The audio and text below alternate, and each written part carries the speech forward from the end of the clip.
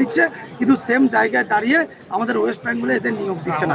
এমনকি ঘাড় ধাক্কা দিয়ে ওদেরকে পর্ষদ থেকে বার করা হয়েছে। আমি এটা যদি বলি অ্যাজ এ রুল, পশ্চিমবঙ্গের কোন সা দপ্তরের এত বড় অধিকার আছে যে কোনো সাধারণ স্টুডেন্টকে ঘাড় ধাক্কা দিয়ে ওখান থেকে বার করবে? কারোর বাবার পয়সা দিয়ে, কারোর বাবারও পয়সা দিয়ে ওরা কিন্তু ওখানে যায়নি। নিজের কত টাকা ফর্ম ফিল আপ, 600 টাকা নিজের হকের টাকা দিয়ে, যে টাকাটা দিয়ে এই যে পর্ষদের বড় বড় অফিসারেরা চা খায়, জল খায়, এবং এখান থেকে কল লেটার থাকার পরেও যদি তোমরা নিয়োগ না দেবে, তাহলে আমার কথা হচ্ছে এদেরকে প্রথমেই তুমি লিখে দিতে পারতে যে এনআইএস ক্যান্ডিডেট এলাও হবে না। টাকার বেলায় নিয়ে নিচ্ছ, এদিকে কাজের বেলায় করছো না, এটা আমরা মানবো না।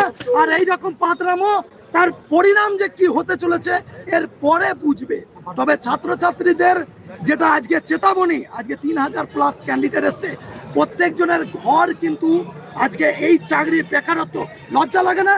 আজকে আমি মাননীয় মুখ্যমন্ত্রীকে কথাটা বলবো, আপনাদের তো এটা লজ্জা হওয়া দরকার। ঠিক আছে, আপনারা ভাতা দিচ্ছেন, লক্ষ্মী ভান্ডার দিচ্ছেন, অবশ্যই আপনাদের ব্যক্তিগত ব্যাপার,